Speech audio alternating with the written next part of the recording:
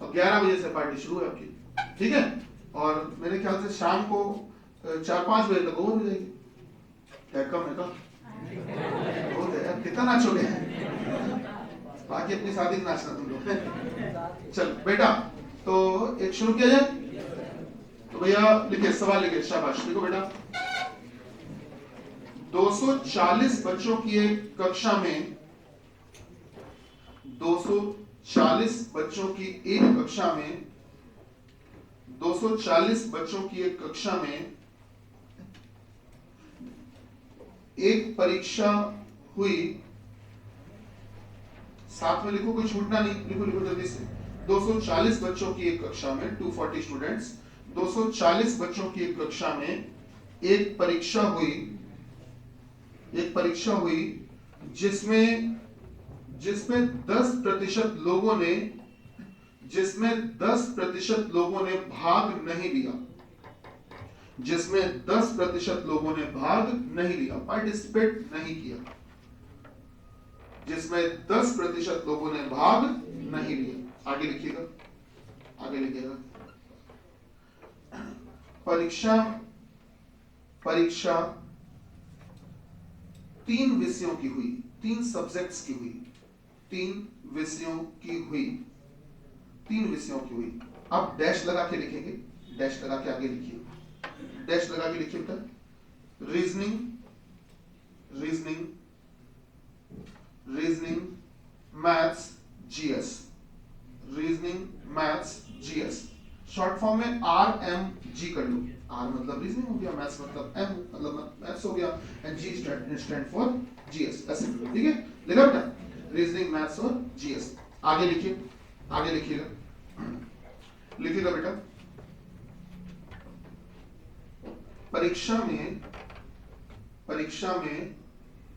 लिखिएगा बेटा, परीक्षा में 32 बच्चे, 32, परीक्षा में 32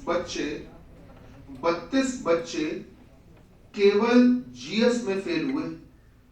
परीक्षा में 32 बच्चे, 32 स्टूडेंट्स, 32 बच्चे केवल जीएस में फेल हुए। मैंने लिखा 32 बच्चे केवल जीएस में फेल हुए, जबकि 40 बच्चे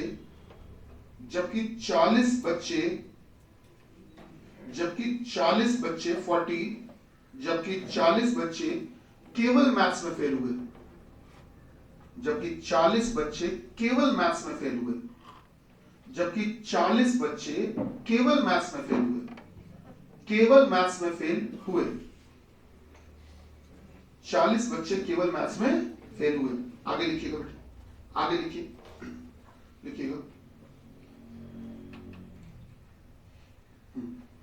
आगे लिखिएगा सर।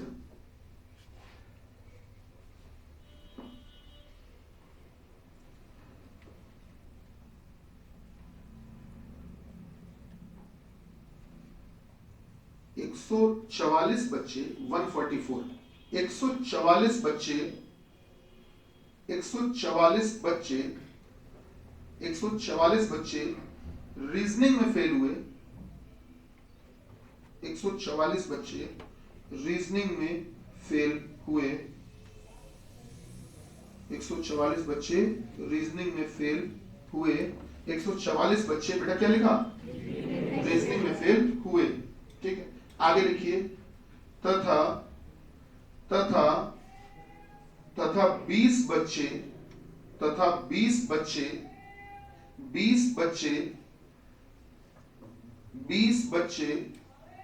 तीनों में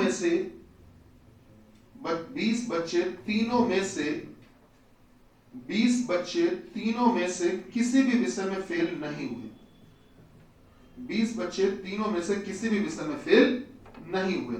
बेटा आगे लिखिएगा।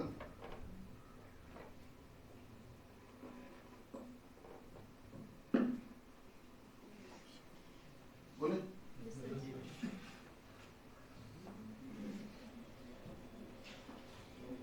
हाँ,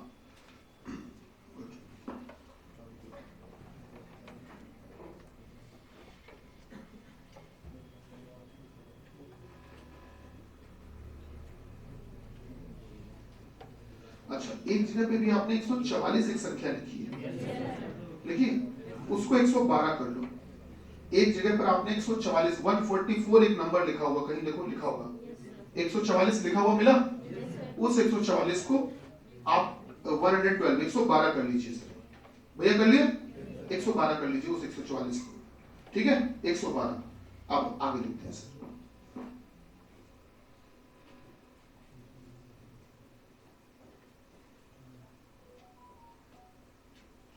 एक्चुअली मैं कुछ सवाल बना रहे हैं इसलिए थोड़ा समय ले रहे हैं आपका।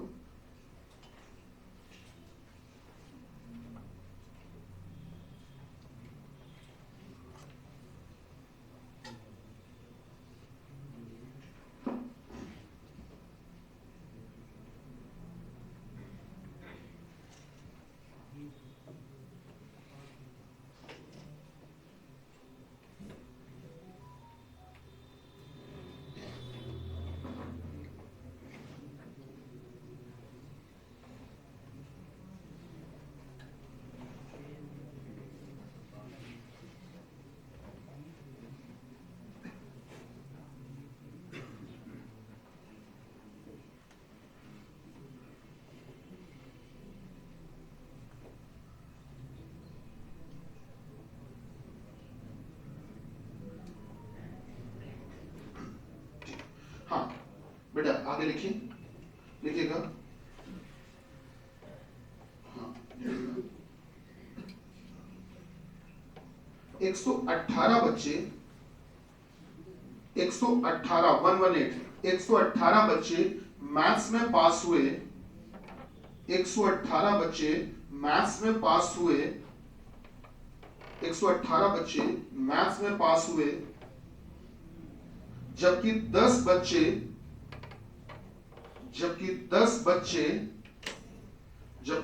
बच्चे तीनों में से किसी भी विषय में पास नहीं हुए, जबकि 10 बच्चे तीनों में से किसी भी विषय में पास नहीं हुए, जबकि 10 बच्चे तीनों में से किसी भी विषय में पास नहीं हुए। भैया लिखा, आगे लिखिए बेटा, आगे लिखिएगा बच्चा, आगे लिखिएगा, आगे लिखिएगा।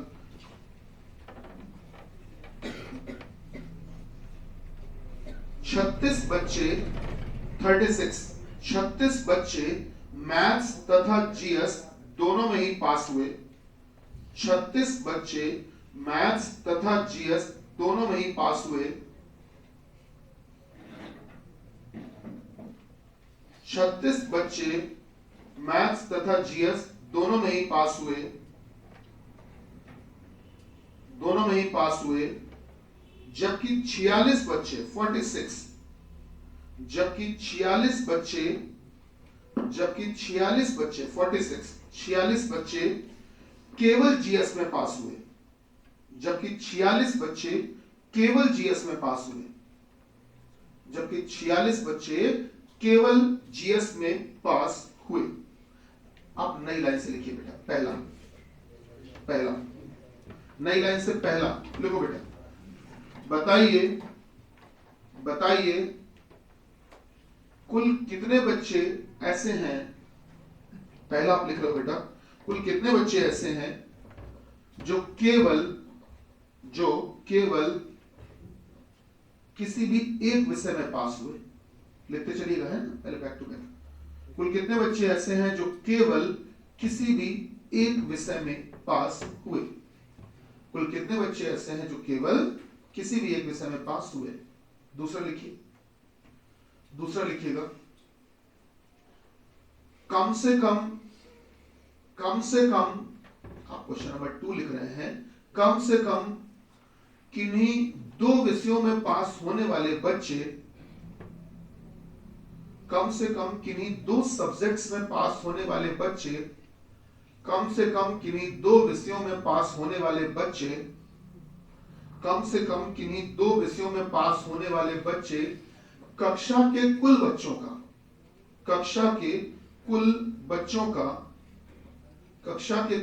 का कितना प्रतिशत है,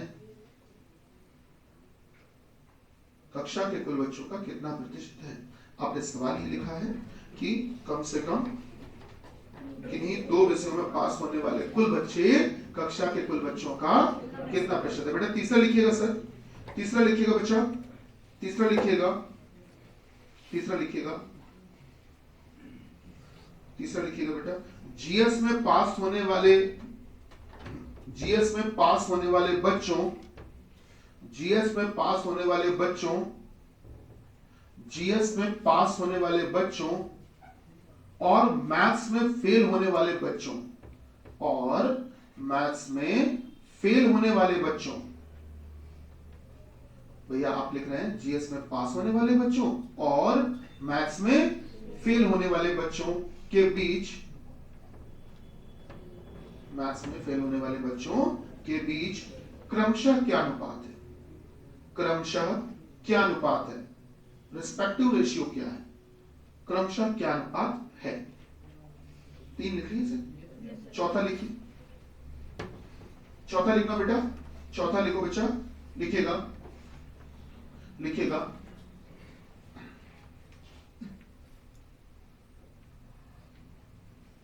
रीजनिंग तथा जीएस, रीजनिंग तथा जीएस, रीजनिंग तथा जीएस दोनों में ही पास होने वाले बच्चे, रीजनिंग तथा जीएस दोनों में ही पास होने वाले बच्चे, दोनों में ही पास होने वाले बच्चे, बच्चे परीक्षा न देने वाले बच्चों का, परीक्षा न देने वाले बच्चों का, परीक्षा न देने वाले बच्चों का कितना प्रतिशत है? परीक्षा न देने वाले बच्चों का कितना प्रतिशत है? बेटा लिखा कितना प्रतिशत है? और आखिरी 5वां सवाल आप लिख रहे हैं सर, 5वां लिखिए सर, आखिरी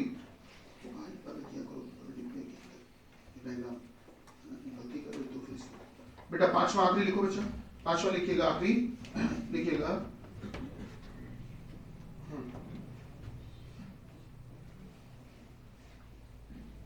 तीनों में से किसी भी विषय में, तीनों में से किसी भी विषय में, तीनों में से किसी भी विषय में, किसी भी विषय में अनुत्तीर्ण, अनुत्तीर्ण लिख पाओगे? अनुत्तीर्ण, लिख पाओगे बेटा? अनुत्तीर्ण न होने वाले बच्चे, अनुत्तीर्ण न होने वाले बच्चे, बच्चे, बच्चे कॉमा लगाइए, कॉमा लगाइए, तीनों ही विषयों में, तीनों ही विषयों में, तीनों ही विषयों में, तीनों ही विषयों में, विषयों में उत्तीर्ण न होने वाले बच्चों से, तीनों ही विषयों में उत्तीर्ण, उत्तीर्ण न होने वाले बच्चों से, उत्तीर्ण न होने वाले बच्चों से कितने प्रतिशत, कितने प्रतिशत, कितने प्रतिशत कम अथवा अधिक हैं? कितने प्रतिशत कम अथवा अधिक हैं? कितने प्रतिशत कम अथवा अधिक है? ठीक है, अखिलेश को आगे भेजता हूं, अखिलेश इधर आगे जगह भी है, बैठना चल रहा है। तो भैया शुरू हो जाओ, ठीक, पहले 5 मिनट आपके, अगले 5 मिनट हमारे। ऐसे ही इंपॉर्टेंट क्वेश्चन लिखवाएंगे, विश्वास मानिए जो पेपर दे रहे, रेलवे एनटीपीसी का पेपर अगर किसी ने कभी देखा हो, या प्लेटफॉर्म की एक बुक आती है, प्लेटफॉर्म में नहीं मिलती है, प्लेटफॉर्म पब्लिकेशन का नाम है, ठीक है, उसमें देखना एनटीपीसी का ओरिजिनल पेपर दिए हुए सर, और भी इस पीछे वाले ये चार्ट है भी हो, तो आपको बताएं इस तरह के क्वेश्चन ओरिजिनल पेपर में मिलते हैं, और नो डाउट बहुत इंपॉर्टेंट क्वेश्चन माने जाते हैं। बेटा शुरू हो जाओ, कोशिश करो जितना कर पाओ, जितना सवाल लगा पाओ आसानी से, ठीक है, नहीं लगा पाओ छोड़ देना, कोई बात नहीं। फिर भी बाकी सभी लोगों को मैं थोड़ा सा हिंट दे रहा हूं, तो मैं थोड़ा सा हिंट दे रहा हूं कि आप जब चित्र बनाएंगे डायग्राम, तो सबसे पहले एक बड़ा सा चतुर्भुज बनाइएगा, क्वाड्रिलेटरल, एक बड़ा सा आयत, एक रेक्टेंगल बनाइएगा। इसके अंदर आप 3 गोले बनाएंगे बेटा, 3 गोले हैं, और ये 3 गोले क्या है? 3 सब्जेक्ट्स हैं, है ना? कौन कौन से थे? मैथ्स, रीजनिंग और जीएस। सर एक को नाम दे देते हैं हम लोग मैथ्स, एक को रीजनिंग और बेटा एक को जीएस। ठीक है, इस तरह से। अब आप बाकी कोशिश आपकी, हम बिल्कुल भी आपको डिस्टर्ब नहीं करेंगे, बाकी कोशिश आपकी है, शुरू हो जाइए।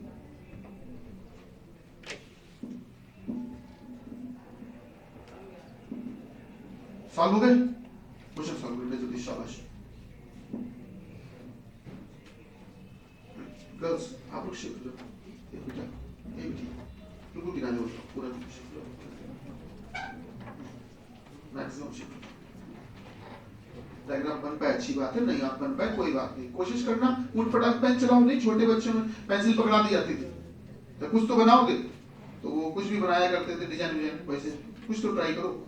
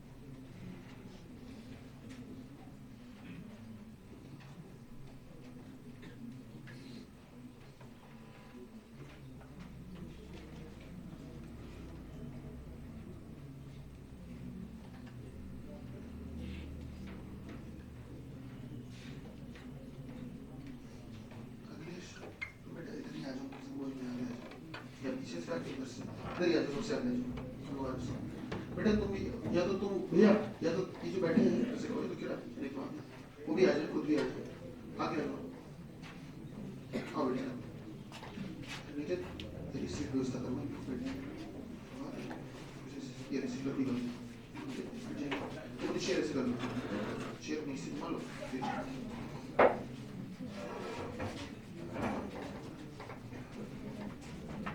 आगे भेज दो, अगले जाएगी नहीं ना हो तो इधर भेजा दो।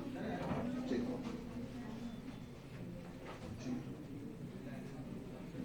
लोग बेटा विजिबिलिटी सही देखता है, ठीक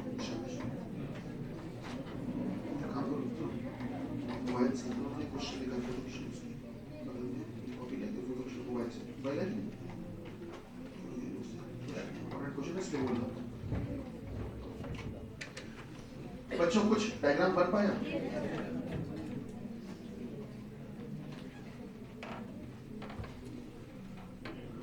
बन गया क्वेश्चन? लगा, शाबाश, जल्दी लगा, वेरी गुड। ले लो बगल में, क्या भले दिया कॉपी ले तो नहीं लिखा था।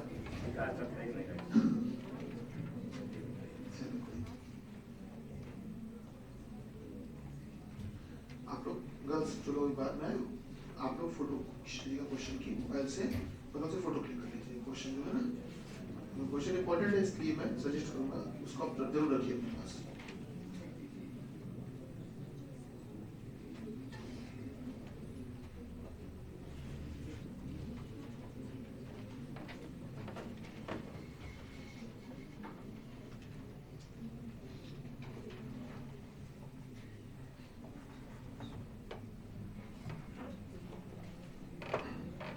शुरू करें क्या बेटा? स्टार्ट करें? चलो शुरू करते हैं। सभी लोग ध्यान दीजिए, जिनके पास क्वेश्चन लिखा है अच्छी बात है, नहीं लिखा है उससे अच्छी बात है। ठीक है, कोई बात नहीं, लिखा है तो ठीक है, नहीं लिखा है तो भी कोई बात नहीं, परेशान बिल्कुल मत होइएगा। आइए शुरू कर रहे हैं हम लोग। देखो सभी लोग लेकिन बोर्ड पे ध्यान दो, नहीं लिखा है तो फोटो मोबाइल में आ जाएगी, तो आप बाद में देख लोगे ना। इंपॉर्टेंट क्वेश्चन इसलिए मैं बोल रहा हूँ बेटा। एक कक्षा थी, एक क्लास थी, और हमसे बताया गया इस क्लास में एक पेपर हुआ है, एक परीक्षा हुई है, एक परीक्षा हुई है, एक एग्जाम हुआ है, एक एग्जाम हुआ है। अच्छा, तो एग्जाम हुआ है वो 3 सब्जेक्ट का हुआ है, मैथ्स, रीजनिंग और जीएस। बेटा 3 विषय की परीक्षा हुई है, मैथ्स, रीजनिंग और जीएस, 3 सब्जेक्ट की परीक्षा हुई है। ठीक, अब इसमें हुआ ये है कि परीक्षा जो हुई है, पेपर जब भी होता है तो ऐसा, ये पीछे वाली सेकंड तो पेपर जब भी होता है, ये बताओ कहीं पर भी टेस्ट होता है, पेपर होता है, क्या सब लोग पेपर देने जाते हैं? नहीं, कुछ छोड़ देते हैं, कुछ नहीं आ पाते किन्हीं कारणों से। तो बेटा इस कक्षा में, इस क्लास में भी जब पेपर हुआ, परीक्षा हुई, तो इसमें हुआ ये कि सर कितने बच्चों ने पेपर नहीं दिया, ये बताओ जरा। परीक्षा देने वाले और परीक्षा नहीं देने वाले ना, तो परीक्षा देने वाले थे और कुछ परीक्षा छोड़ने वाले थे, या कह सकते हो परीक्षा नहीं देने वाले थे। हाँ, कितने परसेंट ने? हाँ, तो भैया 10% लोगों ने पेपर में भाग ही नहीं लिया, मतलब पार्टिसिपेट ही नहीं किया, पेपर छोड़ दिया। तो अगर क्लास में टोटल बच्चे कितने बताए गए थे? 240 टोटल थे। तो अगर 240 में से परीक्षा ना देने वाले 10% हैं, तो 240 का 10% निकाल लोगे? शाबाश, 240 गुणे 10 बटे 100। तो मतलब आप ये कहना चाह रहे हो कि गुरुजी 24 बच्चे हैं जिन्होंने पेपर नहीं दिया। क्या ये सही बोल रहे हैं बेटा? परीक्षा ना देने वाले कितने बच्चे? 24। ठीक है, तो 240 में से अगर 24 ने पेपर नहीं दिया तो दिया कितनों ने? 216। 240 में से 24 को घटा दिया, तो घटा दिया तो पेपर देने वाले, परीक्षा देने वाले कितने निकल कर आए? 216। क्या यहाँ तक ठीक है? अच्छा, अब ये बन रहा है रिजल्ट। और हमेशा ध्यान रखना, इतिहास गवाह है इस बात का, और तुम भी जानते हो कि जब भी रिजल्ट बनता है तो पेपर देने वालों का बनता है, पेपर ना देने वालों को कभी रिजल्ट नहीं बनता। तुमने पेपर छोड़ दिया और तुम एडमिट कार्ड लेके पहुंच जाओ कैफे वाले के पास, भैया रिजल्ट निकालो जरा, देखो क्या है। कहेगा पेपर दिया था? नहीं, पेपर तो नहीं दिया था, पर रिजल्ट निकाल दो जरा। कैसे निकाल देंगे?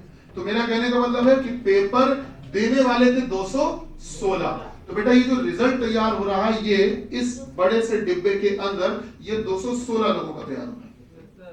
क्या अपनी बात समझ पाए? अच्छा, अब एक काम करते हैं, इस जो चित्र में बना रहे हैं, ये हम डायग्राम बना रहे हैं पास होने वालों का। ठीक, पास होने वालों का कि मतलब ये जो गोला है मैथ्स वाला, इसके अंदर जो लोग होंगे वो मैथ्स में पास होने वाले होंगे। रीजनिंग वाले गोले के अंदर जो लोग होंगे वो रीजनिंग में पास होने वाले होंगे बेटा, है ना, जो रीजनिंग में पास हुए, उत्तीर्ण हुए। और जीएस वाले गोले के अंदर जो लोग होंगे, these are the students who are passed in GS. तो सर ये हिसाब किताब है, मैथ्स, रीजनिंग एंड जीएस में पास होने वाले बच्चों का हिसाब किताब हो गया। चलिए कहानी को शुरू करते हैं। जी बताएं क्या लिखा था, मदद करिए। परीक्षा में 32 बच्चे केवल जीएस में फेल हुए। अच्छा, केवल जीएस में फेल हुए, बहुत बड़ी बात है। तो 3 सब्जेक्ट हुआ करते थे मेरे ख्याल से। 3 सब्जेक्ट कौन कौन से थे पेपर के? मैथ्स, रीजनिंग और जीएस। अब इन्होंने हमसे ये कहा कि 32 बच्चे ऐसे हैं जो केवल जीएस में फेल हुए। केवल जीएस में? अच्छा, केवल जीएस में फेल हुए, मतलब और किसी में नहीं हुए? तो अगर केवल जीएस में फेल हुए, इसका मतलब कि ये पास किसमें हुए? मैथ्स और रीजनिंग में पास होंगे। ये 32 बच्चों की कहानी कुछ ऐसी बताई गई है बेटा, ये 32 बच्चों की कहानी कुछ ऐसी बताई गई है कि केवल जीएस में ही फेल हुए हैं और किसी में नहीं हुए। सर केवल जीएस में फेल हुए हैं, सर और किसी में नहीं हुए। सर केवल जीएस में फेल हुए और किसी में नहीं हुए। ठीक है, तो बेटा अगर ये केवल जीएस में फेल हुए हैं, अगर ये केवल जीएस में फेल हुए हैं, इसका मतलब ये कि अगर दोस्तों हम इनको यहां लिख देते हैं 32 को, तो देखकर बताओ कि क्या ये जीएस वाले गोले से बाहर है? अगर बेटा जीएस वाले गोले से बाहर है, मतलब जीएस से फेल हो गए। सही बात है। बाकी पास किसमें हुए? ठीक है, तो मतलब ये कि आप कह सकते हो कि केवल जीएस में फेल हुए और बाकी दोनों में पास है। ठीक, आगे बताएं सर। जबकि 40 बच्चे केवल मैथ में फेल हुए। केवल मैथ से फेल हुए। अच्छा, केवल मैथ से फेल हुए, इसका मतलब बाकी में पास हुए। बाकी मतलब किसमें? रीजनिंग और जीएस। 40, तो 40 यहां लिखना उचित रहेगा। आप ध्यान से देखो, जो मैथ्स का पास वाला गोला था, पास, मैथ्स का जो पास होने वालों का गोला था उससे बाहर है, उससे बाहर है। इसका मतलब मैथ्स में पास नहीं हो पाए, मतलब मैथ्स में फेल हुए। केवल मैथ्स में ही फेल हुए, बाकी दोनों में तो पास हुए। तो मीनिंग डबल है यहाँ पर, केवल मैथ्स में फेल हुए, इसका मतलब बाकी दोनों में पास हुए। ये डबल मीनिंग की बातें हो रही यहाँ पर सर। जी सर, आगे बताएं। 112 बच्चे रीजनिंग में फेल हुए। रीजनिंग में फेल हुए। अच्छा, रीजनिंग में फेल हुए, ठीक, अच्छी बात है। मतलब आप ये कहना चाह रहे हो 112 बच्चे ऐसे हैं जो रीजनिंग में पास नहीं हो पाए, मतलब फेल हुए। ठीक है, तो अगर रीजनिंग में पास नहीं हो पाए हैं, ध्यान से देखना, तो ये जो रीजनिंग का पास वाला पूरा गोला था, ये रीजनिंग का जो पास वाला गोला था, इस गोले से बाहर होंगे। राइट सी बात है। तो ठीक है, आगे बढ़ते हैं। बेटा आगे है, आगे भेज दो। हाँ आगे बताओ, बोलो बेटा, पढ़ते जाओ। 20 बच्चे तीनों ही विषयों में किसी में फेल नहीं हुए। 20 बच्चे तीनों ही विषयों में किसी में फेल नहीं किसी में फेल नहीं हुए, मतलब तीनों में ही पास हो गए। 20 बच्चे ऐसे हैं जो तीनों में ही पास हो गए। क्या आप सही जगह लिख पा रहे हैं? ठीक है, 20 बेटा आगे, अच्छा उधर नहीं होगी तो बैठ जाओगे। बेटा आप शिफ्ट हो जाओ भैया, शिफ्ट हो जाओ। हाँ ठीक ठीक हो गया। हाँ तुम भी आगे ले जाओ बेटा, इधर ही ले लो जैसे चलाई हमारे हैं। हाँ 20 बच्चे तीनों में से किसी भी विषय में फेल नहीं हुए, मतलब तीनों में ही पास हो गए। जी बताएं। 118 बच्चे मैथ में पास हुए, जबकि 10 बच्चे तीनों ही विषयों में किसी में पास नहीं हुए। आपने हमसे ये कहा 118 बच्चे मैथ्स में पास हुए, जबकि 10 बच्चे तीनों ही विषयों में किसी में पास नहीं हुए। 10 बच्चे तीनों में से किसी में भी पास नहीं हुए, मतलब तीनों में से किसी भी गोले के अंदर नहीं आ पाएंगे, मतलब तीनों में ही फेल हुए। तो मैं काम करता हूँ 10 बच्चे यहाँ लिखता हूँ, ऊपर हम लिखेंगे बेटा मैथ्स, रीजनिंग, बेटा जीएस, आप ऊपर लिख देते हैं फेल, या कह सकते हो काट देंगे। शाबाश, तीनों में ही फेल हो गए। चलिए बहुत अच्छी बात है। सर आगे बताएं। 36 बच्चे मैथ्स तथा जीएस दोनों में पास हुए। आपने हमसे कहा 36 बच्चे मैथ्स तथा जीएस दोनों में ही पास हुए। बहुत इंपॉर्टेंट पॉइंट है, बहुत अच्छी बात है। मैथ्स तथा जीएस दोनों में ही पास हुए। हम 16 यहाँ लिख रहे हैं, ये कौन सी बात है? लिखना तो 36 चाहिए था आपको। सर हो गया 36, गुड। यहीं पर गलती होती ज्यादातर, अक्सर लोग यहाँ 36 लिख देते हैं। क्या मेरी बात समझ पा रहे हैं बेटा? हमसे कहा गया 36 बच्चे हैं जो मैथ्स और जीएस दोनों में ही पास हुए। तो मैथ्स और जीएस दोनों में ही पास हुए। तो आप मुझे बताओ बेटा, क्या इतनी जगह है, इतना ऑक्यूपाइड एरिया, क्या इतनी जगह है जो मैथ्स और जीएस दोनों के अंदर आ रही है? बेटा बोलो बच्चों, क्या दोनों के अंदर आ रही है? इसका मतलब इसके अंदर जो लोग होंगे वो मैथ्स में भी पास होंगे और जीएस में भी पास होंगे। तो इतनी जगह के अंदर बच्चा मेरा 36 होने चाहिए। 36 में तो कितने लिखे बैठे थे? 20 तो पहले से लिखे हुए थे, कितने कम पढ़ रहे थे? वो लिख लिया हमने, सही है। एक आपने हमको 112 बच्चों वाली कोई कहानी बताई थी सर। 112 बच्चे रीजनिंग में फेल हुए। रीजनिंग फेल हुए थे, ठीक है। अब 118 वाले भी आपने कोई कहानी बोली थी हमसे। 118 बच्चे मैथ्स में पास हुए। 118 मैथ्स में बन गया काम। सर 118 बच्चे मैथ्स में पास हुए हैं, तो मतलब मैथ्स का जो पूरा ये गोला है, पूरा ऑक्यूपाइड एरिया है, जो मैथ्स का पूरा गोला है, इसके अंदर बेटा 118 होना चाहिए। इसका मतलब 118 बच्चे अगर मैथ्स में पास हुए हैं, तो इस मैथ्स में पास होने वाले गोले के अंदर कुल टोटल 118 होने चाहिए। बोलो सही बोल रहे हैं? अब देखते हैं कितना लिख चुके हैं, कितना लिख चुके हैं। 68 32 प्लस 20 प्लस 16 68 बैठा चुके हो। कितने में से? 118। शाबाश बेटा, तो 118 में से 68 तो लिख चुके, बचे 50, तो बच गए जो 50 वो यहाँ लिख दे।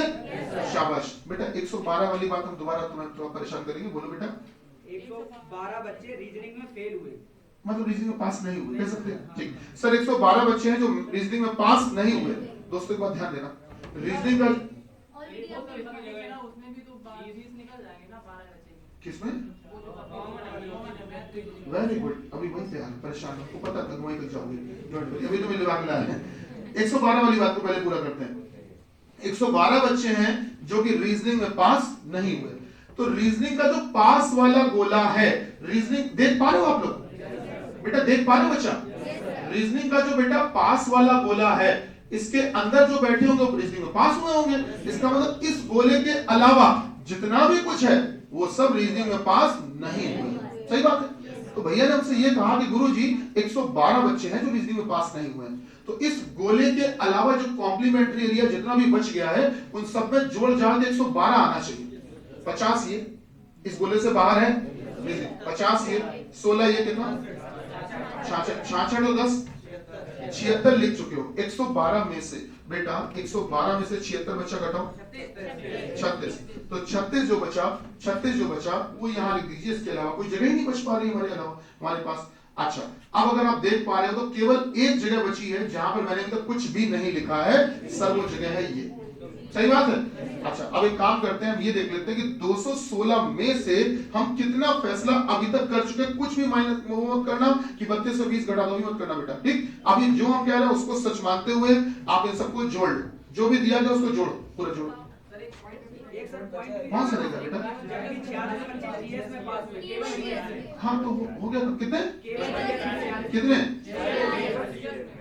जीएस में केवल 40। हाँ मैं समझ गया बात आपको। 46 बोला था क्या? कितने बोले थे? 46 बोले थे ना? 46 बोले थे। ओके माइनस कर देते हैं। अच्छा एक बात बताओ, 112 वाली बात जो थी वही थी ना, रीजनिंग में पास नहीं हुए, 112 बोला था ना। एक काम करो, हाँ बताए, ये जो 46 है इसको आप 36 ही करो, नहीं तो हम 112 को चेंज करवाएंगे, तो 112 नहीं करवाएंगे, 112 नहीं करवाएंगे, हम 46 को 36 करवा रहे हैं। आपकी कॉपी में तो 46 लिखा है, उसको 36 कर लो, ठीक, बाकी सब सेगमेंट में। हम 112 को नहीं बदलना है, 46 को हमने क्या करवा दिया, 36, ठीक है। वो माइनस करते समय हमें लग रहा है कि हमने एक ज्यादा लिख दिया था, खैर कोई बात नहीं बेटा, 36 हो गया। आपने अब लास्ट पॉइंट जो बोला है वो यही बोला है कि 36 बच्चे ऐसे हैं जो केवल जीएस में पास हुए, तो केवल जीएस में पास होने वाले तो कुछ 36 ही तो दिख रहे हैं, ठीक। अब आप ये देखो बेटा, कितने लोगों का फैसला अभी तक कर चुके हो, जोड़ो, 50 plus 16 plus 20 plus 32 plus 40 plus 36 plus 10, इसको भी जोड़ो, जोड़ो बेटा कितना है, जल्दी जोड़ो, जो लिखा उन सबको जोड़ो बेटा, 50 32 20 16 40 36 10, 204, 204, तो 204 लोगों का फैसला तो अभी तक कर चुके हो, तो 216 में से 204 घटाओ, बचा कितना, 8, तो जो 8 बच गए बेटा, 12 4 16, तो 12 बचा वो यहाँ लिख दो, ठीक। अब जो भाई भैया तुम एक बात पूछ रहे थे उस समय कि सर ये जो 32 है इसमें से ये 20 घटाना चाहिए, 12 यहाँ लिखना चाहिए, ऐसे कुछ तो पूछ रहे थे बेटा, बेटा भैया यही पूछ रहे थे ना, हाँ नहीं तो पूछ क्या रहे थे उसमें, मैं ये जानना, वही पूछ रहे थे ना, उसके पॉइंट लिखा था, 32 वाली लाइन पढ़ो, क्या थी, क्या लिखी थी, 32 बच्चे केवल जीएस में फेल हुए हैं, मतलब समझ रहे हो, ठीक, मतलब मैथ्स और रीजनिंग में पास हुए। अगर मैंने तुमसे ये केवल ना लगाया होता तो वही होता जो तुम चाह रहे थे, 32 में 20 घटा के 12 लिखते, आप गले पड़ी, नहीं ये नहीं स्वीकार किया जाएगा, तुमने पूछा तो मैं उसका डिस्क्राइब तो करूंगा बेटा, है ना। तो कुल मिला के 32 में से 20 क्यों नहीं घटाया, क्लियर हुआ बच्चों, सभी लोग ध्यान दो, डायग्राम बहुत इंपॉर्टेंट है और इससे ही सारा खेल होता है, ठीक। क्लास में टोटल बच्चे कितने थे, 240, 240 में से पेपर कितना ने दिया था, 216 ने दिया, सही बात है, ठीक है। चलिए कहानी को आगे बढ़ाते हैं, अब आ जाते हैं जल्दी से पहले सवाल पे, बोलो पहला सवाल क्या था, बोलो बेटा। कम से कम किन्हीं 2 विषयों में पास होने वाले बच्चे और कक्षा में कुल बच्चों का कितना, बताइए कितने बच्चे ऐसे हैं जो केवल किसी एक विषय में पास हुए। भैया ध्यान देना, कुल कितने बच्चे ऐसे हैं जो केवल किसी भी एक सब्जेक्ट में पास हुए। अब देखो इस पूरी पिक्चर को मैं समझाने का प्रयास कर रहा हूँ, सब लोग बोर्ड पे देखो बेटा। एक पेपर हुआ मैथ्स रीजनिंग इंग्लिश का, जिसमें ध्यान देना कि सर 50 बच्चे केवल मैथ्स में पास हुए हैं। मैथ्स वाले गोले के तो अंदर है लेकिन केवल मैथ्स के अंदर है, तो 50 बच्चे केवल मैथ्स में पास हुए, 12 बच्चे केवल रीजनिंग में पास हुए और किसी में नहीं, 36 बच्चे केवल जीएस में पास हुए और किसी में नहीं। अच्छा ये जो 20 बच्चे हैं ये तीनों ही सब्जेक्ट के अंदर आ रहा है, मतलब तीनों में ही पास हुए। 16 बच्चे हैं जो कि मैथ्स में भी पास हुए और जीएस में भी पास हुए लेकिन रीजनिंग में पास नहीं हुए। 32 बच्चे हैं जो मैथ्स और रीजनिंग दोनों में ही पास हुए लेकिन जीएस में पास नहीं हुए। 40 बच्चे हैं जो कि बेटा रीजनिंग और जीएस दोनों में पास हुए बच्चा लेकिन मैथ्स में पास नहीं हुए। 10 बच्चे क्या है, तीनों में से किसी भी सब्जेक्ट में पास नहीं हो पाए, मतलब तीनों में ही फेल हो गए कह सकते हैं। भैया आपने जो पहला सवाल बोला वो ये बोला सर कि कुल कितने बच्चे ऐसे हैं जो कि केवल किसी भी एक सब्जेक्ट में, किसी भी एक सब्जेक्ट में, केवल किसी भी एक सब्जेक्ट में पास हुए हो। तो ये 50 बच्चे क्या केवल मैथ्स में पास हुए, ठीक है, हमारे काम के हैं, प्लस क्या ये 12 बच्चे केवल रीजनिंग में पास हुए, हमारे काम के हैं, प्लस क्या ये 36 बच्चे केवल जीएस में, है ना, हमारे काम के काम है 98। पहले सवाल का जवाब है 98 जी। दूसरा बोले कम से कम किन्हीं 2 विषयों में पास होने वाले बच्चे और कक्षा में कुल कितने बच्चों का कितना परसेंट है। कम से कम किन्हीं 2 विषयों में पास होने वाले कुल बच्चे, कम से कम किन्हीं 2 सब्जेक्ट में पास होने वाले कुल बच्चे। अच्छा कम से कम किन्हीं 2 सब्जेक्ट में, तो मतलब 2 ही। आपसे कहा गया कि देखो तुमको कोचिंग आना कम से कम 2 दिन तो आना ही है, हफ्ते में कम से कम 2 दिन तो आना ही है, इसका मतलब 2 ही, कम से कम 2 दिन तो आना ही आना है, मतलब 2 से कम नहीं कर सकते हो, लेकिन 2 या 2 से बढ़ा सकते हो बेटा। तो इसका मतलब कम से कम 2 दिन तो आना ही है, मतलब 2 और मोर देन 2 भी कर सकते हो। तो कम से कम 2-2 विषयों में पास होने वाले बच्चे, तो क्या ये 16 बच्चे 2-2 विषयों में पास हैं, हमारे काम के हैं, प्लस क्या ये 40 बच्चे भी हमारे काम के हैं, दो सब्जेक्ट में पास हैं। बेटा क्या ये 32 बच्चे भी काम के हैं? दो सब्जेक्ट में पास हुए। बेटा क्या ये 20 बच्चे भी काम के हैं? कम से कम 2 में तो है ही ना। ये तो 3 के अंदर आ रहे हैं, तो कम से कम 2 में तो है ही ना। तो सर ये भी तो काम के हैं। कितना हुआ ये बेटा? 108। तो आपका जो वास्तविक सवाल जो आप बोल रहे थे भैया वो ये था कि 108 मतलब ये कि कम से कम किन्हीं 2 विषयों में पास होने वाले जो कुल बच्चे हैं वो कक्षा के कुल बच्चों का कितना परसेंट है, कितना परसेंट है। अब यहां पर जो सवाल है इसमें बच्चे कभी कभी गलती करते हैं, 216 के हिसाब से निकाल देते हैं। आप पढ़िएगा, मैंने सवाल में परीक्षा देने वालों का कितना परसेंट पूछा है कि कक्षा के कुल बच्चों का। कक्षा में कुल बच्चे 216 नहीं थे, 240 थे। अगर बोलते कि परीक्षा देने वालों का कितना परसेंट है तो 216 का निकाल। अगर कक्षा का पूछा है तो कक्षा में कुल कितने थे? 240। क्या बात पल्ले पड़ रही है?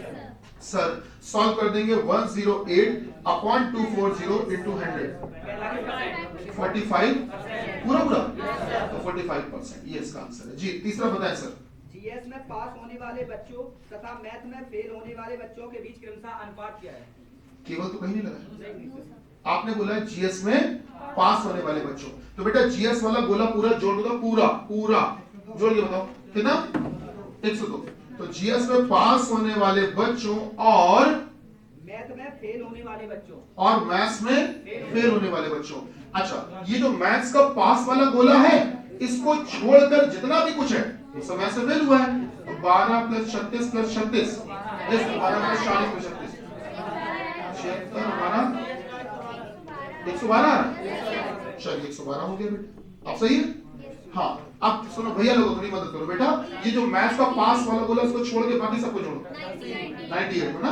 मतलब आपने ये जोड़ा होगा ना 12 + 40 + 36 + 10 जोड़ा है।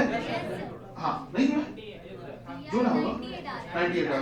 तो बेटा आपने ये किया है कि सर जीएस में पास होने वाले बच्चे और मैथ्स में फेल होने वाले बच्चे। अच्छा एक बात बताओ, कोई लड़का जिसे मान लीजिए तीनों सब्जेक्ट में फेल है तो मैथ्स में भी तो फेल है, जाहिर सी बात है। कोई अगर मान लो जीएस और इंग्लिश दोनों में पास, जीएस में और रीजनिंग में पास हुआ, केवल मैथ्स में फेल है, तभी तो मैथ्स में फेल है, सही बात है। कोई लड़का ऐसा है जो मैथ्स के साथ साथ रीजनिंग में भी फेल हो गया तो मैथ्स में भी तो फेल है। कुल मिला के मैथ्स में फेल होने वाले की बात कर रहे हैं। तो बस जो मैथ्स का पास वाला गोला है उसको छोड़कर जितना भी कुछ है वो सब मैथ्स से फेल है ना बेटा, ये है कहानी। हाँ रेशियो निकालना है 8/7 ये आंसर आ गया बेटा 8:7। जी बताएं सर अगला क्या? रीजनिंग तथा जीएस दोनों में ही पास होने वाले बच्चे परीक्षा न देने वाले बच्चों का कितना परसेंट है? एक्सीलेंट। रीजनिंग तथा जीएस दोनों में ही पास होने वाले बच्चे। सर ध्यान से देखना, बताओ तुम लोग देखिए, बताओ रीजनिंग तथा जीएस दोनों में पास होने वाले 60 शब्दों का खेल है। रीजनिंग तथा जीएस दोनों में ही पास होने वाले सर कितने? 60। अब मैं दूसरी बात पूछ रहा हूं, एक अगला सेंटेंस है, सुनो आंसर देने की कोशिश करना। रीजनिंग तथा जीएस केवल इन्हीं दोनों में ही पास होने वाले, केवल इन्हीं दोनों में ही पास होने वाले। अब 40 केवल लगा दिया मैंने, अब केवल हटा रहे हैं, फिर से बोल रहे हैं रीजनिंग तथा जीएस दोनों में ही पास होना। अंतर समझ पाए बेटा? ठीक है, तो रीजनिंग तथा जीएस दोनों में ही पास होने वाले बच्चे तो परीक्षा ना देने वाले बच्चों का कितना परसेंट? 24 से कितने परसेंट, ऐसा कुछ है शायद, कितने परसेंट कम अथवा अधिक, यही सवाल है मेरे ख्याल से, कम अथवा अधिक है बेटा, यही ना बच्चा? ठीक, तो 60 जो है वो 24 से कितने परसेंट कम या ज्यादा है? पहले तो ये बताओ ज्यादा है कि नहीं है? ज्यादा तो है, कितना ज्यादा है? 60 में 24 घटाओ बेटा, अंतर निकालो, डिफरेंस दोनों का 36। किससे ज्यादा है, किससे? हमेशा ध्यान रखना, ये आप लोग आगे लेखपाल वगैरह की परीक्षा दोगे उसमें स्टैटिस्टिक्स वगैरह आती है, ठीक ठाक आती है, बीआई पढ़ोगे। लैंग्वेज क्या लिखो, फिर से पढ़ो जरा। पास होने वाले बच्चे, अच्छा से ज्यादा कम नहीं पूछा गया? अच्छा कोई बात नहीं, तो फिर ठीक है, कम ज्यादा वाला कोई सवाल ही नहीं है। अच्छा उसके बाद में है, चलो तो ये पूछा है का कितना परसेंट है, तो सरल हो गया सवाल। तो 60 24 का कितना परसेंट है, सवाल तो सरल हो गया। फिर तो 60 जो है वो 24 का कितना परसेंट है। बेटा आपको कर लोगे ना, तो कितना परसेंट है, तो 60 बटे, अब जिसके, हमेशा ध्यान रखना, जिसके साथ में का लिखा होता है का, या फिर जिसके साथ में से लिखा होता है, हमेशा उसको नीचे लिखते हैं। जिसके साथ में का लिखा हो या फिर से लिखा हो, हमेशा उसको नीचे लिखते हैं, डिनोमिनेटर में लिखते हैं। 60 बटे 24 गुणे 100, 250। तो ये आ गया 250% इसका आंसर। जी चौथा बताए, पांचवा। तीनों में से किसी भी विषय में अनुत्तीर्ण न होने वाले बच्चे। हाँ, इसकी भाषा बहुत सोच समझ के बोलिएगा, क्योंकि इसमें एक एक अक्षर से सवाल बदलेगा। तीनों में से किसी भी विषय में अनुत्तीर्ण न होने वाले बच्चे। अच्छा एक बात बताओ, अनुत्तीर्ण को क्या इंग्लिश में फेल कह सकते हैं कि नहीं? तो आप, हमने जानबूझ के फेल नहीं बोला था, अब बुलवा है। अनुत्तीर्ण नहीं पहले इसलिए बोला था क्योंकि अनुत्तीर्ण में कंफ्यूजन बढ़ेगा। तो तीनों में से किसी भी विषय में फेल नहीं होने वाली, तीनों में से किसी भी विषय में फेल नहीं होने वाली, फेल नहीं होने वाले, मतलब फेल ना हो इसका मतलब पास हो। तो तीनों में ही पास होने वाले बच्चे बताओ कितने हैं? तीनों में ही पास होने वाले 20, तो 20 हो गए। हाँ, तीनों ही विषयों में उत्तीर्ण न होने वाले, तो तीनों में ही उत्तीर्ण ना हो, तीनों में ही पास ना हो, तो तीनों में ही पास ना हो मतलब तीनों में ही फेल हो। तो मतलब 20 जो है वो 10 से, यही तो है, कितने परसेंट कम या ज्यादा है, यही तो है बेटा सवाल। तो ठीक है, इसको सवाल ऊपर कर देते हैं। 20 10 से कितने परसेंट कम या ज्यादा है, तो किससे? 10 से। तो पहले तो ये बताओ कितना ज्यादा है, कितना ज्यादा? 10 ज्यादा है। किससे ज्यादा है? 10 से। जिसके साथ में से या का लिखा होता है हमेशा उसको नीचे और गुणे 100, कितना आ रहा है? 100%, यही आंसर है। अगला सवाल लिखा है, बोले लिखो बेटा जल्दी से। अगला सवाल, अगला सवाल जल्दी से लिखो बच्चा, बोले सर लिखिएगा। यदि a प्लस बी का अर्थ है, यदि a प्लस बी का अर्थ है, यदि a प्लस बी का अर्थ है, यदि a प्लस बी का अर्थ है कि a b के पिता हैं, a प्लस बी का अर्थ है कि a b के पिता हैं, a b के पिता हैं। बेटा लिखा, a is the father of b, a plus b का अर्थ है कि a b के पिता हैं। अगला लिखो बेटा, अगला लिखो, a माइनस b का अर्थ है, a माइनस b का अर्थ है, a माइनस b का अर्थ है, a माइनस b का अर्थ है कि b a की बहन है, कि b a की बहन है। a माइनस b का अर्थ है कि b a की बहन है। भैया लिख पाए? b a की बहन है। बेटा लिख पाए? आगे लिखो, आगे लिखो बच्चा, आगे लिखो।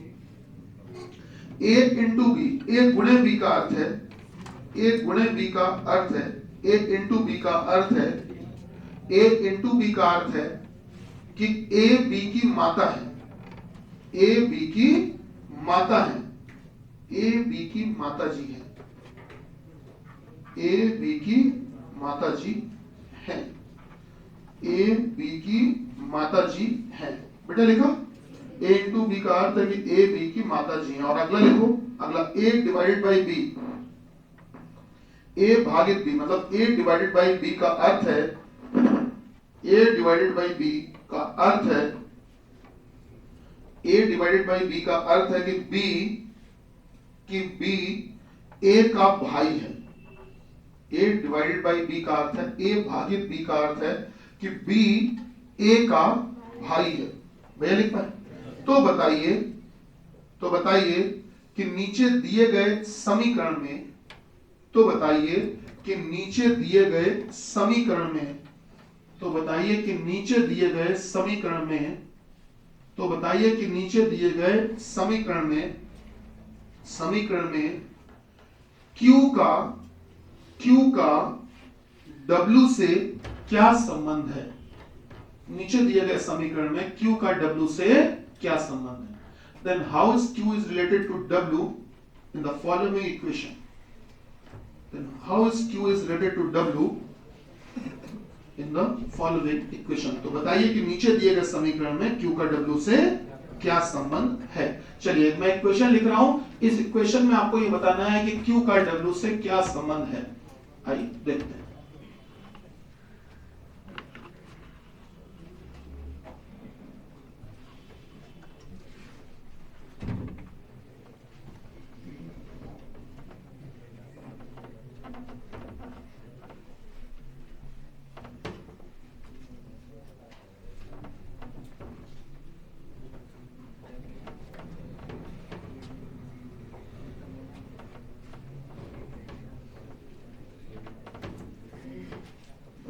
चलिए सर, एक इक्वेशन दे रहा हूं मैं आपको, उसमें आपको बताना है। समीकरण कुछ इस प्रकार से दिया गया है बेटा, वो दिया है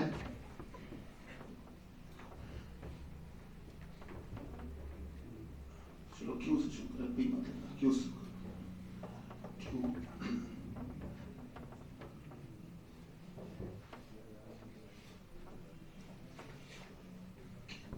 into R, Q into R, Q into are,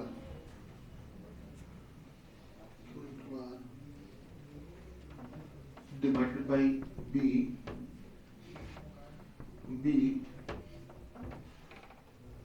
minus S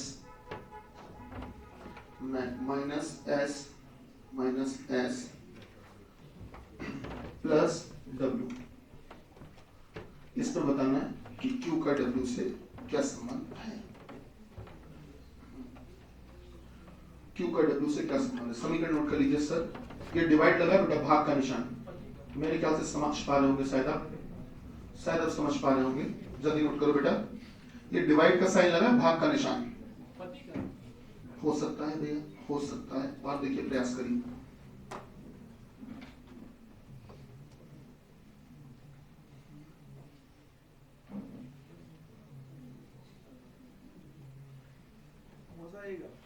मौसा जी, अच्छा हो सकता है सर, मौसा जी भी हो सकते हैं। हस्बैंड वाइफ अगर कोई आंसर दे रहा है तो ये आंसर गलत है। दोनों रिलेशन कभी नहीं आते, एक रिलेशन आएगा। पत्नी, भैया आप बता रहे थे क्या? पति, पत्नी, पत्नी सर, पत्नी नहीं सर, तो पति है। दादी, दादी हमको लग रहा है, मुझे मेरे हिसाब से दादी है, मुझे दादी लग रहा है। और तुम लोग बताओ दादी? हाँ सही ली है, कैसी सही ली है? अरे गलत को गलत का साथ देना चाहिए, दोस्तों को होता है। भैया लोगों, दादी, अरे शाबाश बच्चों मेरे शेरों। चलो शुरू करें बेटा, शुरू करते हैं। अच्छा, इस सवाल में सबसे बड़ा खुराफात या बेईमानी आपके साथ जो की गई है, धोखाधड़ी, वो पता है क्या? आपको रिश्ता कभी हम आगे वाले का बता रहे हैं, कभी पीछे वाले। सबसे बड़ी चीटिंग आपके साथ धोखाधड़ी हम ये करते हैं, और हम कोई दुश्मन होने के नाते नहीं कर रहे हैं, ये एग्जामिनर करता है। अगर आप लोगों को जानकारी हो तो ये परीक्षा में एग्जामिनर करता है आपके साथ। आइए देखते हैं हम आपको क्या बोल रहे हैं, क्या समझाना चाहते हैं। बेटा सबसे पहला क्या बोला है, a प्लस बी का अर्थ है, तो ये मैं इधर लिख रहा हूँ, a प्लस बी का अर्थ है कि a b के पिता है। ध्यान से देखना सब लोग बोर्ड पर, a b के पिता है। a मतलब आगे वाले ना, तो एक काम करते हैं, ऐसे तीर का निशान आगे लगा देते हैं a की तरफ। हमने a की तरफ ये एरो लगाया, तीर का निशान लगाया और लिख दिया पिता। देखकर बताओ क्या इस समय जो a है वो b के पिता हो रहा है? अच्छा आगे क्या बताया, a माइनस बी का अर्थ क्या बताया? b a की बहन है। अच्छा अब मैंने ये बोला है कि b a की बहन है, b मतलब पीछे वाली, यही तो हुआ। तो मतलब b a की बहन है, मतलब हमने बहन किसको बताया है इसमें? b को बताया। तो बेटा तीर का निशान b की तरफ ले गए और लिख दिया बहन। क्या बात थोड़ी बहुत पल्ले पड़ी?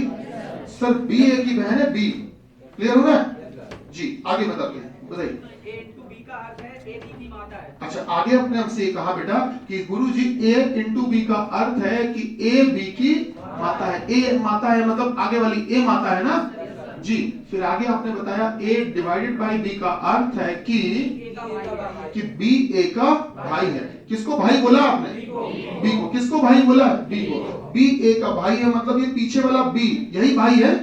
चलिए तो तो इस बात को हमने समझ लिया, निर्देश में लिख लिया। ये ध्यान देने वाली बात है कि जो रिलेशन लिखा गया रिश्ता, वो किसके लिए लिखना है, आगे वाले के लिए लिखना है कि पीछे वाले के लिए, ये इंपॉर्टेंट बात है। बस यही आपके साथ थोड़ा सा छलकपट किया गया था, कोशिश की गई थी। चलिए मुद्दे पे आते हैं। सबसे पहला निशान हम देखते हैं समीकरण में, तो सबसे पहला निशान गुणे का है बेटा, तो किसके किसके बीच में, क्यू हो रहा है, तो क्यू गुणे आर, केवल इतने को देखो, तो क्यू गुणे आर का वही मतलब होगा जो हमने आपको ए गुणे बी का बताया था।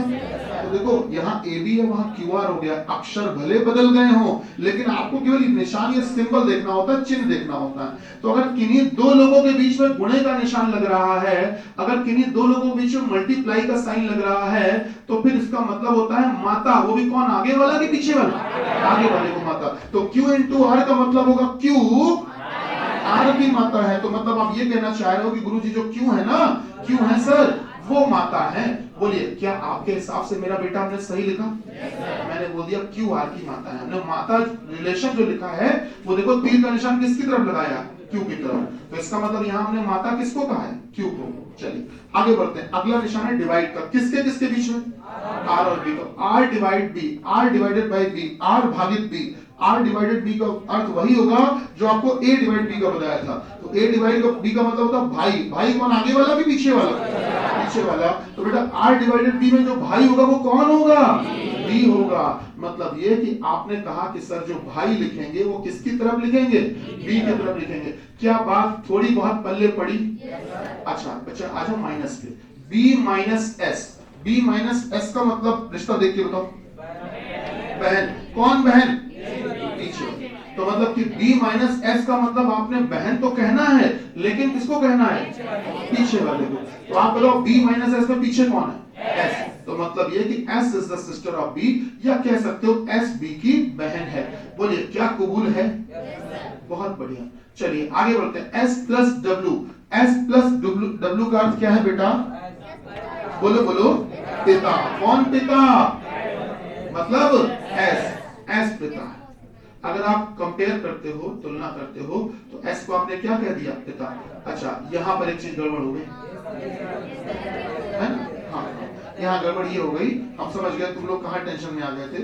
कोई नहीं, सुनो सुनो, यहाँ पर बहन और पिता दोनों कैसे हो सकता है, जेंडर का बवाल हो रहा है ना। एक काम करो, सुनो, लास्ट वाला जो है ना, लास्ट वाला, इसमें काम कर लो, जो लास्ट वाला उसमें क्या लगाया था, प्लस लगाया था, वहां डिवाइड कर लो, डिवाइड कर लो। अब कुछ काम बनेगा, डिवाइड कर लो, भाग कर लो। लास्ट वाला जो था उसमें डिवाइड का निशान लगा लो, भाग का निशान लगा लो। जो आखिरी समीकरण में जो आखिरी था उसमें भाग का निशान लगा लो, डिवाइड का। डिवाइड लगा लो, भाग लगा लो, लगा पाए कि नहीं लगा पाए। तो S डिवाइडेड बाई W का अर्थ क्या होगा, भाई। कौन भाई, मतलब W। तो आपने पीछे वाले को भाई कह दिया, सही बात है। चलो कोई बात नहीं, आगे बढ़ते हैं।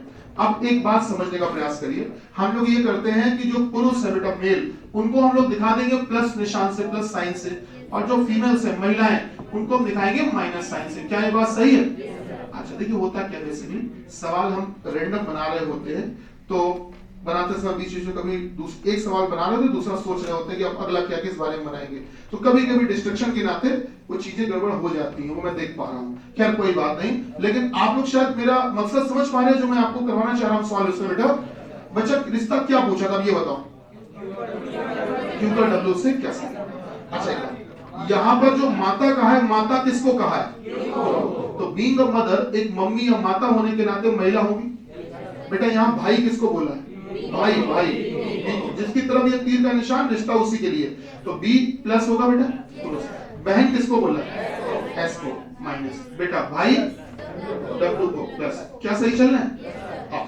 बोला ये गया था कि बताइए Q का W से क्या संबंध है, यही तो पूछा था। अच्छा कभी भी ध्यान रखना, जिसके साथ में से लिखा होता उसका रिश्ता नहीं बताया जाता, जिसके साथ में से लिखा होता उसका रिश्ता नहीं बताया जाता। तो फिर बताना किसका, Q का। जो Q है वो क्या लग रहा है, तो जो Q है वो क्या लग रही है, ये बताना है आपको। अच्छा एक बात बताओ, R का भाई B, B की बहन S, S का भाई W, हमारी समझ से तीनों भाई बहन हुए, सॉरी चारों। क्या ये चारों भाई बहन हुए, चारों सिबलिंग्स हो गए, भाई बहन हो गए, कह सकते हो सगे भाई बहन हो गए। तो चारों भाई बहन है, तो अगर इनमें से किसी एक की भी अगर मम्मी है तो चारों की मम्मी हुई। Q का W से क्या संबंध है, आंसर हुआ माता या मम्मी। नोट करो अगला सवाल फिर जल्दी से, बस एक लास्ट क्वेश्चन, बस एक लास्ट क्वेश्चन बेटा। बस एक आखिरी सिंपल सा क्वेश्चन, जल्दी नोट करो बेटा। बोले बोले भैया, बोलो नहीं, बोलिए, होता है।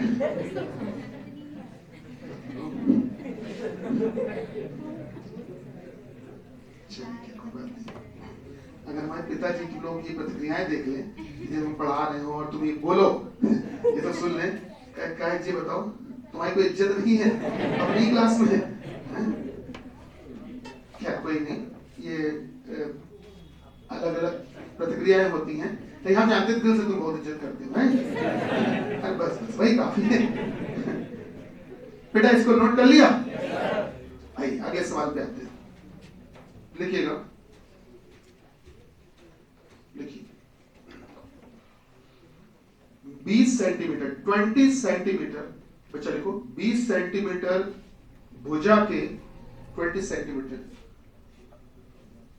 बेटा इसको छोड़ दीजिए, बाद नोट कर लीजिएगा, इसको हम रब नहीं करेंगे, बाद नोट करना, यहाँ से नहीं लेट्स लिखो जो बोल रहे हैं। 20 सेंटीमीटर भुजा के 20 सेंटीमीटर साइड के 20 सेंटीमीटर भुजा के एक बड़े क्यूब को 20 सेंटीमीटर भुजा के एक बड़े क्यूब को, बड़े क्यूब को बाहर की तरफ से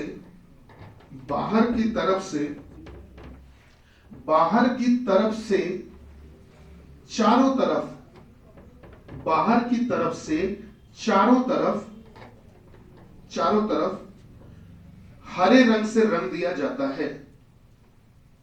हरे रंग से रंग दिया जाता है, चारों तरफ हरे रंग से रंग दिया जाता है, और फिर इसे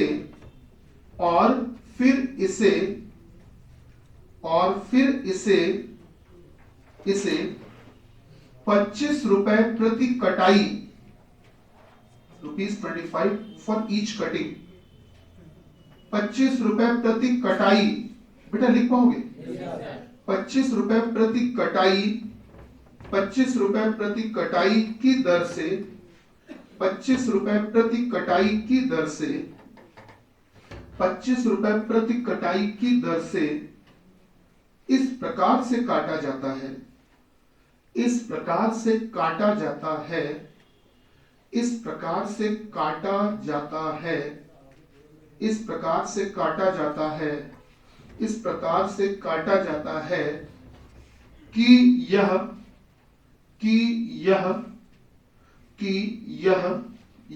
बेटा 1.5 सेंटीमीटर, 1.5 सेंटीमीटर, बेटा लिख पाओगे?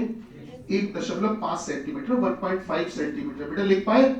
1.5 सेंटीमीटर भुजा के, 1.5 सेंटीमीटर भुजा के, 1.5 सेंटीमीटर भुजा के कई छोटे घनों में, कई छोटे क्यूब्स में विभाजित हो जाता है, बंट जाता है। 1.5 सेंटीमीटर भुजा के कई छोटे क्यूब्स में बंट जाता है, कई छोटे घनों में बंट जाता है। तो बताइए कि इसमें से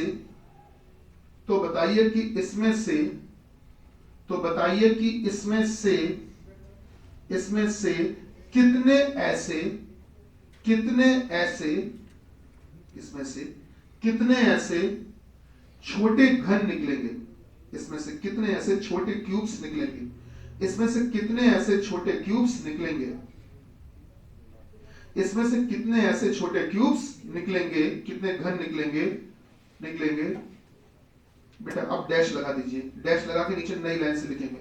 भैया इसको रब कर दे, बेटा हटा दे इसको, चलिए इसको हटा के अब मैं जो लिख रहा हूं सामने वो लिखते चलिए, आप जो हम लिख रहे हैं वो लिखते चलिए, जो सामने लिख रहे हैं, ठीक, जो भी कुछ सामने लिख रहे हैं वो आप लिखते चलिए।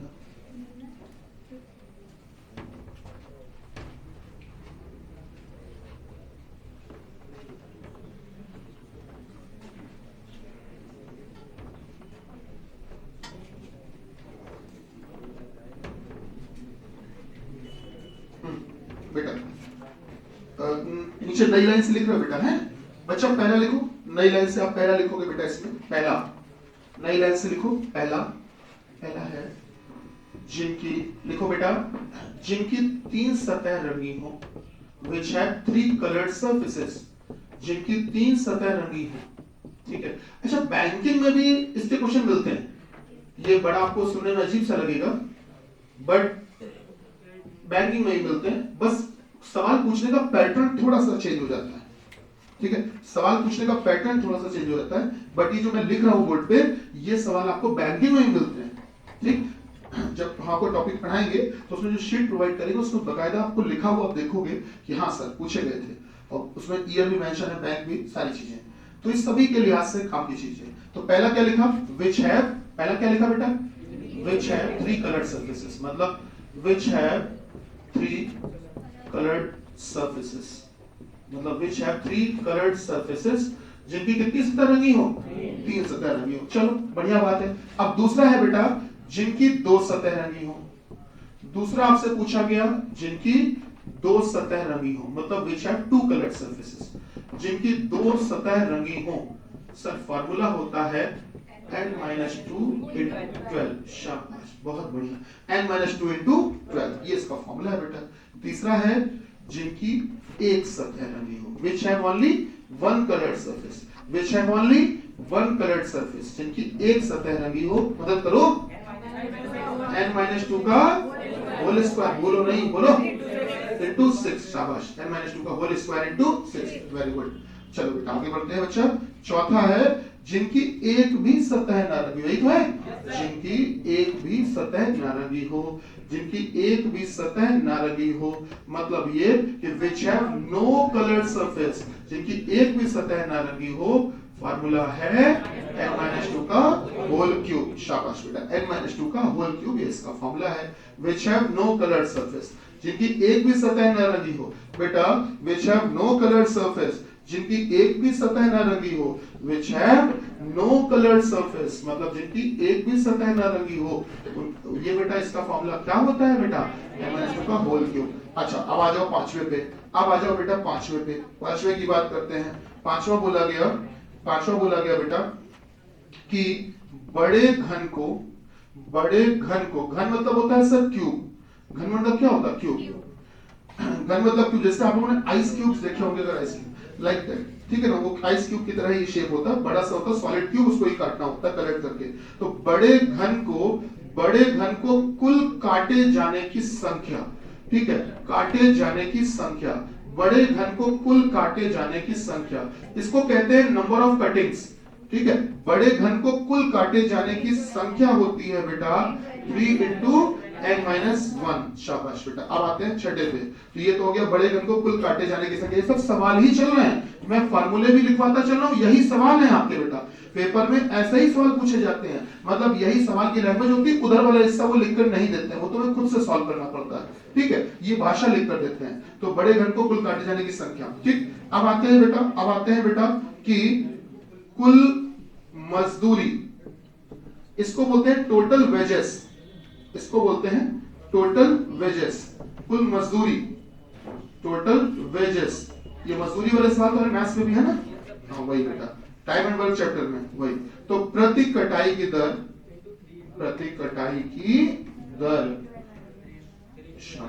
इंटू 3 into n-1, ये होता है बेटा। तो कुल मजदूरी गुणे, सॉरी, प्रति कटाई की दर गुणे 3 into n-1, ये होता है कुल मजदूरी निकालने का तरीका या फॉर्मूला, मतलब कुल कितना पैसा खर्च हो रहा है ये निकालने का तरीका। अब आ जाते हैं सातवें में। बड़े घन में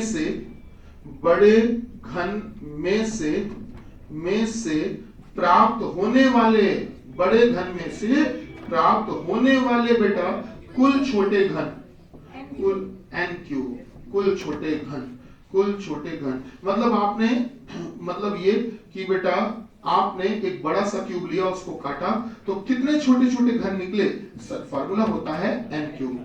अच्छा, ये इतनी देर से हम लोग n लिखते चले आ रहे हैं, पता तो चले n क्या बला है। जहां पर मेरा बेटा n बराबर, बोलो, बड़े घन की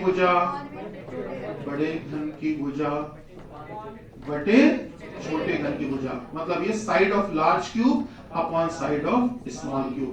तो बड़े घन की भुजा बटे छोटे घन की भुजा, side of large cube upon side of small cube. ये सर n निकालने का तरीका होता है। आइए अपने सवाल पे आते हैं सब। हाँ, हमने बड़े घन की भुजा 20 दी थी ना, और अच्छा 1.5 दे दी क्या? अच्छा अच्छा अच्छा ठीक ठीक, कोई बात नहीं, अभी कटवा देते हैं, अभी कटवा देते हैं। अच्छा रहा बता दिया। तो आप कोई बात नहीं, कोई बात नहीं, आप एक काम कर लीजिए, एक काम कर लीजिए बेटा।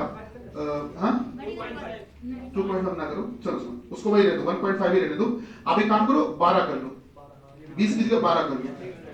जो आपने 20 सेंटीमीटर लिखा था बड़े घन की भुजा, वो 12 कर लो। अब हो जाएगा? बड़े घन की भुजा 12, छोटे घन की भुजा 1.5।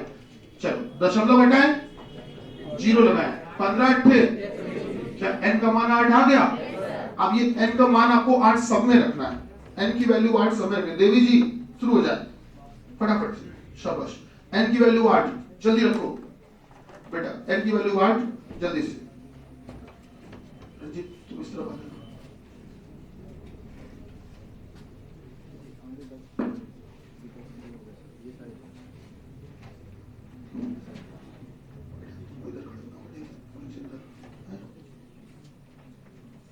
आप बीच में आ जाइए, पिलर के पास थोड़ी देर बस बैठवाने को। बेटा ये सॉल्व कर पाए कि नहीं बच्चों? n की वैल्यू अपनी सॉल्व करना फटाफट से करो। हो गए? चलो फटाफट बताओ। पहले का तो 8 ही रहेगा, पहले का आंसर 8 जी। दूसरा 72, n का मान 8 रखा ना, 72 आ गया जी। बताएं 216, शाबाश। बोलो बेटा। हाँ 216 सही चल रहे।